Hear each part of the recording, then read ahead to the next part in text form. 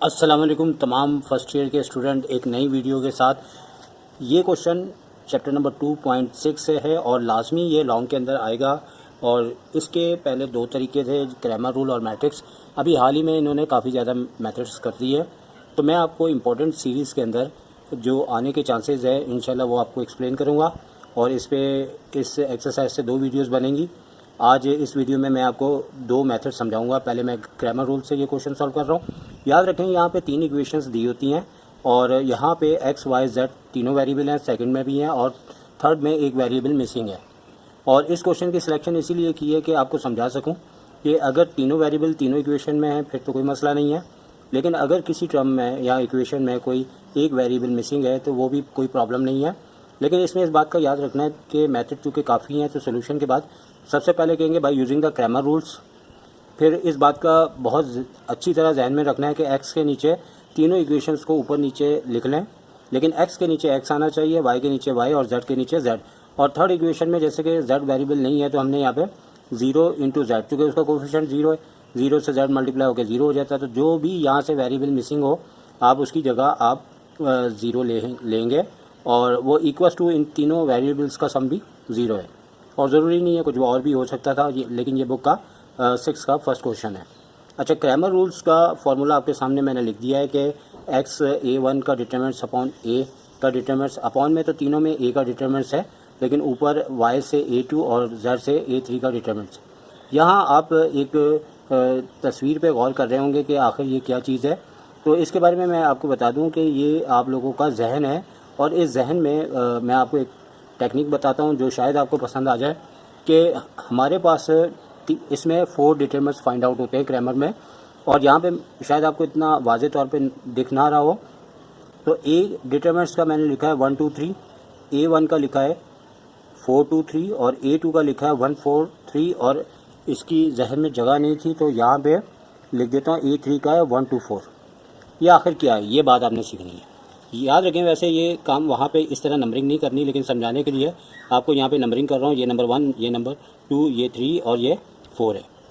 अब आपने यहाँ पे यहाँ पे हमने लिखना है we find out determinants A1 A2 A3 सारे लिख लिए। अब A का डिटरमिनेंट्स निकालेंगे तो आपको इसका फ़ायदा होगा कि जब आपने जहन में रखे होंगे कि A का डिटरमिनेंट्स 1 2 3 है, तो इसका मतलब है x के जितने भी नंबर है पहले उतार देने हैं और y के जितने हैं वो उतार देने हैं। जो भी नंबर जैसे 2 है, -2 है, 1 है और 3 के -1 1 0। अच्छा, साथ ही मैं बता दूं कि इसके कई तरीके कार हैं और ज़रूरी नहीं है कि जो मैं बता रहा हूँ यही तरीका है, लेकिन हर इंसान की पसंद अपनी होती है और अपनी तख्लीक भी होती है। तो ये बेसिकली मेरी अपनी तख्लीक है। तो जिनको दूसरे तरीके से आता है वो तो बेहतरीन है, जिन्हें नहीं आता या जिन्हें आता है अगर ये समझ आता है तो बेहतरीन है। अच्छा, अब यहाँ पे हमने ये नंबर उतारने के बाद हमें लैपलेस मेथड से डिटरमिनेंट्स फाइंड आउट करना होता है। बेसिकली ये लैपलेस मेथड कहलाता है। यहाँ से हम 2 उतारते हैं और इससे रॉ और कॉलम, मतलब मैं यहाँ पे आपको शो भी करता, लेकिन आप ऐसे ही समझिए, अपने जहन को बहादुर जहन बनाएं कि 2 यहाँ लिखने के बाद रॉ और कॉलम काट दी जाएगी। ये 4 एलिमेंट इसके बीच में लिख दिए जाएंगे, जैसे -2 1 1 और 0। इसके बाद रूल्स के मुताबिक ये माइनस आएगा, लेकिन यहाँ जो आया है 2 मैंने ब्रैकेट में इसलिए लिखा है कि कल को ये माइनस भी हो सकता है तो ब्रैकेट में लिखें, क्योंकि ये कई बच्चे ऐसे होते हैं कि ये इसी माइनस को यहाँ का माइनस तस्वुर कर लेते हैं। तो मैं हमेशा अपने स्टूडेंट्स से ये बात कहता हूँ कि अगर कभी माइनस का साइन है या प्लस का भी है तो जो वैल्यू रखो, वैसे भी ये रूल है कि जब भी वैल्यू रखी जाए ब्रैकेट के अंदर लिखी जाए। तो ये 2 हमने यहाँ पे लिखा, तो यहाँ से अब ये कॉलम को कैंसिल कर देंगे इस तरह से, और इसका एक रॉ भी कैंसिल कर देंगे इस तरीके से। तो अब यहाँ पे क्या पढ़ा जाएगा 1 1 1 0। अच्छा, पहला प्लस होता है, फिर माइनस होता है, फिर प्लस होता है, और 4 बार ये काम करना होता है। एक बार ढंग से समझ लें, आगे तो टाइम बच जाएगा। तो यहाँ प्लस है, लेकिन यहाँ नंबर इत्तेफाक से -1 आ रहा है जो ब्रैकेट में लिख देंगे। फिर इससे भी क्या होगा कि ये कॉलम कट जाएगा और ये रॉ कट जाएगी, ये दोनों। तो 1 1 -2 और 1 लिखेंगे। फिर उसके बाद ये होता है कि यहाँ पे 2 सेम टू सेम आ गया। और फर्स्ट ईयर का पेपर लेंदी होता है, 100 में से 3 4 5 बच्चे ही हैं जो पूरा कंप्लीट कर सके, हर बच्चा नहीं कर सकता। तो उसके लिए कुछ तेज़ी आनी चाहिए। अगर आप इसको स्टेप बाय स्टेप मैट्रिक की तरह शो करेंगे, आपका पेपर हो सकता है पूरा ना हो। आप डायरेक्ट इन दोनों को मल्टीप्लाई करें, जो आए वहाँ पे यहाँ पे लिख दें। जैसे 0 से जो भी मल्टीप्लाई होता है 0 हो जाता है, और यहाँ इस साइड का मल्टीपल याद रखें कि जो भी आए 1 1 1, लेकिन आपने साइन चेंज करके लिखनी है। चूँकि डायरेक्ट लिख रहे हैं ना, तो बीच में माइनस होता है जो इसके मल्टीपल के बाद मल्टीप्लाई होता है। तो इस साइड का मल्टीपल जो भी आएगा साइन चेंज कर देंगे, यहाँ जो आएगा सेम टू सेम लिख देंगे। इत्तेफाक से यहाँ 0 इसलिए बात आपको इस तरह मैंने एक्सप्लेन आगे वाले क्वेश्चन में एक्सप्लेन करूँगा मैं। अच्छा, अब ये माइनस प्लस माइनस का 2 हो गया 1 को 0 से किया तो 0 हो गया, 1 1 1 हो गया, साइन चेंज कर दी। ये आपका प्लस माइनस माइनस का 1 है, 1 1 1 प्लस का 1, प्लस माइनस माइनस माइनस का 2, लेकिन हम प्लस का 2 लिखेंगे। अब यहाँ पे इन दोनों का डिफरेंस लेने पे -1 आया, जो कि -2 से मल्टीप्लाई होकर -2 हो जाएगा। यहाँ -1 को -2 से करेंगे तो प्लस का 2, और ये 3 होने के बाद 3 प्लस माइनस माइनस का 3, 2 से 2 कैंसिल हो गया, -3 आया। और ये नॉन सिंगुलर है, ये नॉन सिंगुलर होने पे ही इसकी वैल्यूज़ निकाल सकेंगे, वरना अगर ये 0 आता है तो इसका आंसर नहीं निकल सकता, नॉट पॉसिबल हो जाएगा। अब इसी तरह a के बाद a1 a2 a3 भी फाइंड आउट कर, तो उसी तरीके से हमने a1 भी निकाला, और जिस तरह के आपको इसका कोड लिखवाया था 4 2 3, फिर ये 4 वाला कॉलम है, ये 2 वाला कॉलम है, यानी कि y के कोफिशिएंट, और 3 यानी कि z के कोफिशिएंट, ठीक है। और शायद मैं आपको साइड पे क्वेश्चन दिखा भी रहा हूँ, आप देख सकते हैं, चूँकि अब पेज चेंज हो चुका है। और इसके बाद वही तरीकाकार है, और यहाँ पे लंबी बात हो जाएगी, बिल्कुल उसी तरीके से जैसे पहले किया कि 4 यहाँ लिखने के बाद रॉ और कॉलम को कैंसिल करके ये 4 एलिमेंट्स यहाँ उतार दिए, -2 के बाद वही प्रोसेस किया जो इससे पहले बताया, क्योंकि मेरे चैनल का मकसद है कि टाइम बचाते हुए आपको समझाया जाए, क्योंकि लाइव करेंगे तो गलतियाँ भी हो सकती हैं और टाइम भी बहुत लगेगा। A2 भी उसी तरह से निकालना है, सिर्फ यहाँ पे मैं ये बात करूँगा कि इसको जो फाइंड आउट करना है, इसका जो कोड था वो था 143 इसका कोड था, यानी x के नंबर लिए, फिर फोर्थ कॉलम जो कोफिशिएंट होता है जो इक्वल टू के बाद होता है, फिर y के कोफिशिएंट उतारे, फिर उसी तरह से A2 का भी आंसर निकाला।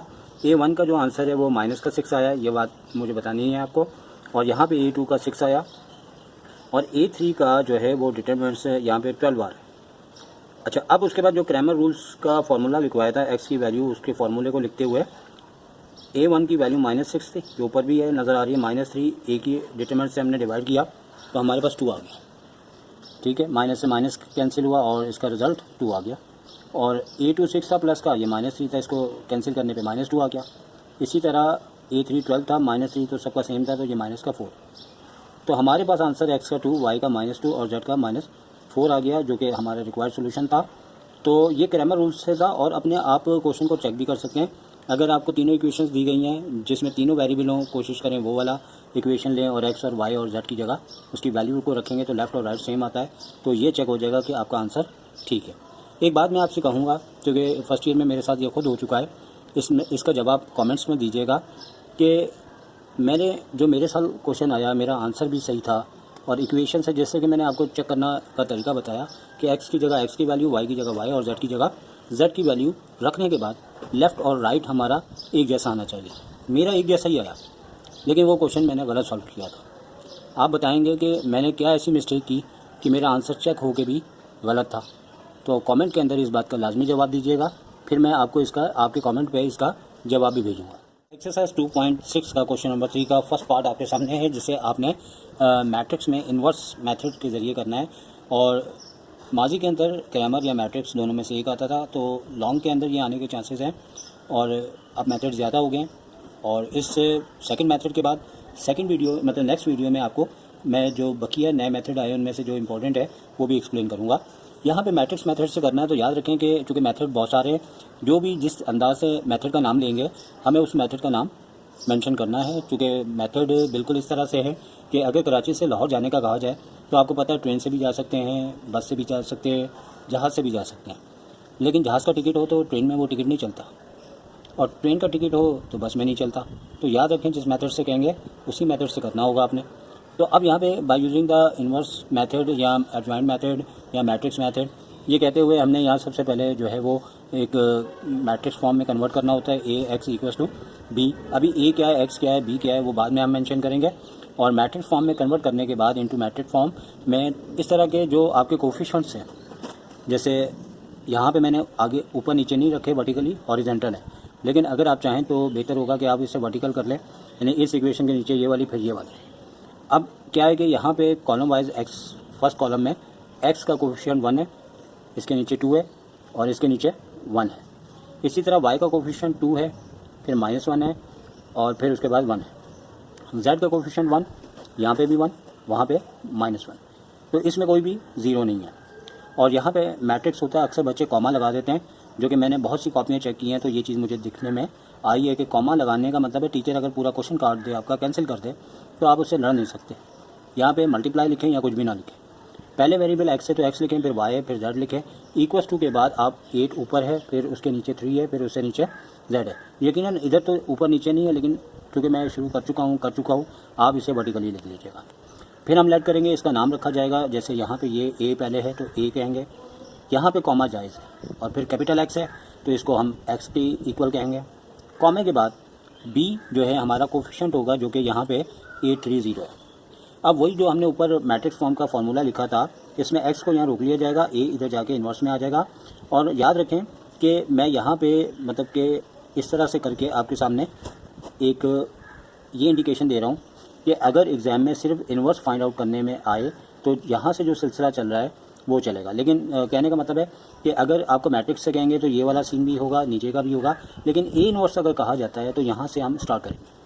ठीक है, तो दुनियावी मिसाल ले ली जाए तो अगर आपको अच्छी बात लगे तो ये ट्रेन कराची से चल रही है और लाहौर तक चल रही है। अगर ए इन्वर्स का क्वेश्चन देखा जाए तो ये हैदराबाद से इसकी सवारी बैठेगी। तो ए इन्वर्स जो हम फाइंड आउट कर रहे हैं तो यहाँ से करेंगे, फिर ये ऊपर का सिलसिला नहीं होगा, लेकिन हम जिसको डिस्कस कर रहे हैं वो मैट्रिक्स मेथड है तो वो यहाँ से चलेगा। तो भाई यहाँ पे ए इन्वर्स इक्वल है 1 determinant A into adjoint A. Determinant A find out करने के लिए जिस तरह के इससे पहले क्वेश्चन मैंने आपको समझाया कि आप उसी तरह से इसका डिटरमिनेंट्स लेंगे, यहाँ 1 लिखेंगे, रॉ कॉलम कैंसिल करने के बाद ये 4 एलिमेंट इसके बीच में लिख दिए जाएंगे, माइनस, और यहाँ पे माइनस रूल का है तो 2 यहाँ पे जो भी आ रहा है यहाँ लिखा जाएगा। फिर इसके बाद कॉलम और रॉ कैंसिल करने के बाद 2 1 और 1 -1, फिर प्लस यहाँ पे 1 आ रहा है 1 लिखेंगे, और यहाँ से कॉलम और रॉ कैंसिल कर देंगे तो ये 4 एलिमेंट यहाँ पे लिखेंगे। तो माइनस माइनस प्लस होता है और प्लस का 1 1 1 हो जाएगा। यहाँ दोनों का मल्टीपल माइनस +1 है, लेकिन यहाँ जो सेकंड नंबर पे अगर हम डायरेक्ट कर रहे हैं तो 1 1 1 प्लस का 1 है, तो लेकिन हमने माइनस साइन लिखनी होगी, यानी कि इधर की जो साइन आएगी वो चेंज करनी होगी, क्योंकि हम डायरेक्ट कर रहे हैं ताकि टाइम पे हमारा पेपर कंप्लीट हो जाए। माइनस प्लस माइनस का 2 है तो प्लस माइनस माइनस का 2, तो यहाँ की साइन जो आएगी वही लिखेंगे, लेकिन यहाँ जो आएगी उसको चेंज कर देंगे। इसी तरह प्लस का 1 है और यहाँ 2 1 2 प्लस का 2, और यहाँ पे माइनस का 1 आ रहा है बट प्लस का 1 लिखेंगे। इसके बाद ये 0 हो जाता है, ये माइनस का 3 हो जाता है, जो माइनस माइनस प्लस का 6 हो जाएगा। ये 3 और प्लस का 1 है तो प्लस का 3, तो टोटल ऐड करेंगे तो आपके पास ये 9 आ जाएगा। ठीक है ना, ये आप देख रहे होंगे नीचे का ये 9 आ रहा होगा, तो ये नॉन सिंगुलर मैट्रिक्स कहलाता है। और अगर यहाँ 0 आ जाए तो वो सिंगुलर मैट्रिक्स होता है। इस सूरत में आप एक्स वाई जेड की वैल्यू फाइंड आउट नहीं कर सकते। ये पॉइंट MCQs में भी पूछा जाता है। तो अब आ जाते हैं इस जानिब के, यहाँ पे हमने ए मैट्रिक्स सिर्फ इसलिए लिखा है कि अब हम इस ए को देखते हुए हमने एडजॉइंट ए फाइंड आउट करना है। एडजॉइंट ए एक तरह से आप कह सकते हैं कि एक फार्मूले की मानंद है। जैसे यहाँ पे आपने A1 1 1 2 1 3, यानी इसे 11 12 13 14 नहीं पढ़िएगा, चूँकि फर्स्ट वाला रॉ को शो करता है और सेकंड नंबर कॉलम को शो करता है। इसी तरह 2 1 है, 2 2 है, 2 3 है, 3 1 है, 3 2 3 3 है। ये को फैक्टर्स कहलाते हैं। ऊपर ट्रांसपोज, ये मैं आपको चैलेंज के साथ कह रहा हूँ कि 100 में से 30 स्टूडेंट तो बिल्कुल ही क्वेश्चन नहीं जानते होंगे ये कैसे होगा। 70 में से तकरीबन ऐसे 15 बच्चे होंगे जो ये टी लिखेंगे, बाकी के 55 मैं गारंटी देता हूँ ये टी लिखेंगे नहीं। ये मेरा ज़ाती एक्सपीरियंस है चैलेंज के साथ। अगर आपको इस बात का भरोसा नहीं है तो अपने रजिस्टर खोलें और चेक करें कि यहाँ पे आपने, यहाँ तो टी लिखा होगा, लेकिन यहाँ पे जब आगे की पोजीशन आएगी वहाँ टी नहीं लिखा होगा। यहाँ तो लिखा होगा, यहाँ तो 55 स्टूडेंट का लिखा होगा, लेकिन जहाँ मैं इसके बाद आपको इंडिकेशन दूंगा जब वैल्यू रखी जाती है वहाँ नहीं होगा। अच्छा, एडजॉइंट ए में क्या है कि यहाँ पे कोफैक्टर्स हैं, A1 1 है, तो यहाँ पे -1 एक रूल है जो कि इसकी मतलब के माइक्रो स्ट्रेटजी है, उसके अंदर हम नहीं जाएंगे, सिर्फ तरीके को फॉलो करते हैं। तो -1 की पावर रॉ प्लस कॉलम यानी 1 + 1 होगा, और यहाँ से आपने क्या करना है कि 1 1 है तो इसकी पोजीशन से आप जो है वो रॉ और कॉलम काट देंगे, लेकिन यहाँ क्रैमर रूल की तरह 1 नहीं लिखा जाएगा, बल्कि ये 4 एलिमेंट्स इधर लिखे जाएंगे और बिल्कुल डिटरमिनेंट्स की तरह इन दोनों को मल्टीप्लाई करेंगे। अच्छा, होता ये है कि इन पावर्स को अगर हम नीचे तक देखें तो पहली वाली 1 और 1 इवन बनती है तो +1 हो जाता है, फिर ऑड बनती है 1 और 2 तो माइनस हो जाता है, फिर 3 1 4 आपकी इवन बनती है तो ये +4 होता है। तो यहाँ बजाय आप कैलकुलेशन करने के कि क्या आ रहा है वो आपकी पहली क्लास है, लेकिन अगर आप प्रैक्टिस कर चुके तो आपको पता है पहले +1 आएगा, फिर माइनस, फिर प्लस, फिर -1, फिर प्लस, फिर -1 +1 -1 +1, इस तरह से चलेगा। बस ये लिख के दिखा दीजिएगा, बाकी यहाँ पे टेंशन ना लीजिएगा। प्लस से बिस्मिल्लाह करेंगे, प्लस पे ही बिस्मिल्लाह ख़त्म करेंगे।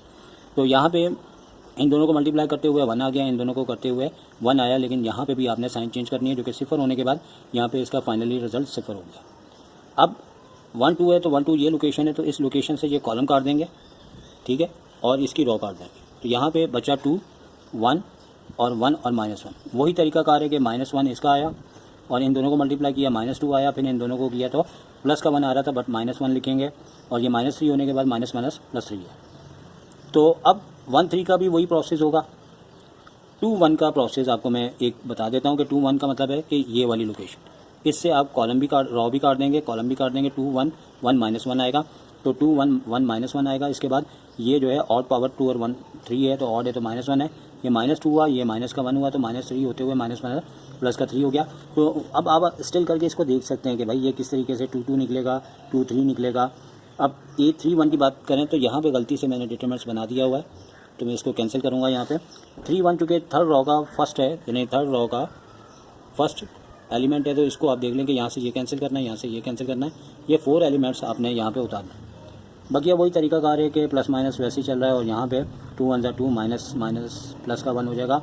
और ये सारे सॉल्व होने के बाद जो मैं स्टार्टिंग में बात कर रहा था ना, वो इस वाले टी की बात कर रहा था कि अब आपने एडजॉइंट ए में क्या करना है कि सारे नंबर जैसे 0 3 3 बड़े ध्यान के साथ रो वाइज रखते जाना है। फिर 3 है, फिर -2 है, फिर 1 है, फिर उसके बाद 3 आ रहा है, फिर 1 आ रहा है, फिर -5। तो मैंने स्टार्टिंग में जो टी की बात की थी वो ये हिस्सा है। स्टार्टिंग में तो टीचर लोग लिखवाते हैं और यहाँ पे भी लिखवाते हैं, लेकिन आप प्रैक्टिस के वक्त ये मैं अक्सर अपने स्टूडेंट को बहुत मोटा करके लिख के दिखाता हूँ कि भाई ये भूल जाते हैं बच्चे, इनको याद रखना है। तो फ़ौरन रजिस्टर चेक करें और कमेंट करें कि मेरी बात सही है कि गलत है। यकीनन जो बच्चे बहुत हार्ड वर्क है उन्होंने तो ये गलती नहीं की होगी, लेकिन जो थोड़े से हल्के हैं, थोड़े से लापरवाह हैं, थोड़े से टेक्निकल प्रॉब्लम में आ जाते हैं, उन्होंने यहाँ पे टी नहीं लिखा हुआ। ये टी लिखने के बाद टी हटाना है तो ये ट्रांसपोज कहलाता है। तो रॉ जो है वो कॉलम में बदल जाती है, first raw first column, second raw second column, third raw third column बन जाता है। इस तरीके से आपका जॉइंट ए आ चुका है। अब उसके बाद फाइनली हमने उनको ए इनवर्स के फॉर्मूले में यहाँ वैल्यू रख दी है 1/9, और यहाँ पे पूरा मैट्रिक्स एडजॉइंट लेने के बाद लिख दिया है। अच्छा, यहाँ पे मैं इस तरह से क्रॉस डालूंगा जिसका मकसद ये है कि अगर सिर्फ ए इनवर्स पूछें तो इसको आप हर एलिमेंट से मल्टीप्लाई करके जो किसी टेबल में आ रहा है कट करें और फाइनली आंसर हो जाएगा। इसके बाद जो हमारी एक लंबी ट्रेन चल रही है, जो कि एंड तक हमने इसका आंसर देना है XYZ का, तो x = ए इनवर्स बी है, तो यहाँ पे x के बाद ए इनवर्स का जो ऊपर हमें आंसर निकाला है वो रखा है, और b हमने जो पोजीशन की थी उसकी वैल्यू रखा है। ये रो वाइज, ये कॉलम वाइज मल्टीप्लाई हुआ है, 0 से 8 मल्टीप्लाई हुआ है, 3 से 3 हुआ है, 3 से 0 हुआ है। इसी तरह सेकंड रॉ इसी कॉलम से मल्टीप्लाई होंगे, फिर थर्ड रॉ इसी कॉलम से मल्टीप्लाई होने के बाद फाइनली यहाँ पे 9 आ जाएगा, बाकी दोनों सिफर हो गए। यहाँ पे 18 आ जाएगा, यहाँ 27 है, तो बारी बारी है जब तीनों से मल्टीप्लाई होगा तो यहाँ पे 1 2 3, यानी कि फाइनली इस x को हम इसलिए लेके चल रहे हैं कि ये सिर्फ एक है, लेकिन जब आंसर हमें पता लग जाए आने वाला है तो यहाँ पे आपने x की जो XYZ मैट्रिक्स है वो लिख के बता देना। तो x का आंसर 1 आ जाएगा, y का 2 आ जाएगा, z का 3 आ जाएगा। तो उम्मीद है कि आपको समझ में आ चुका होगा, और इंशाल्लाह इसके अलावा एक और इसके ऊपर वीडियो बनेगी, नेक्स्ट वीडियो में लाजमी देखिएगा। और उसका भी चांस है मेरे हिसाब से बोर्ड में इस साल अगर क्वेश्चन दें तो मेरी ये सोच और मेरा ये इम्पोर्टेंट और मेरी ये एक ख्वाहिश है कि वो एक मेथड ना दें, 2 मेथड दें और बीच में और लगा दें, क्योंकि नई बुक है, बच्चों का पहला साल है। ग्रामर और मैट्रिक्स है जो अभी मैंने आपको समझाए, इससे एक क्वेश्चन लाजमी इस बार देना चाहिए और लगा के नए मेथड में से कोई भी दे दें। तो इस तरह आप अगले साल थोड़ा सा और बेहतर टीचर होंगे, स्टूडेंट होंगे, ताकि मुकाबला अच्छा कर सकें। तो इजाज़त चाहूँगा। अल्लाह हाफ़िज़।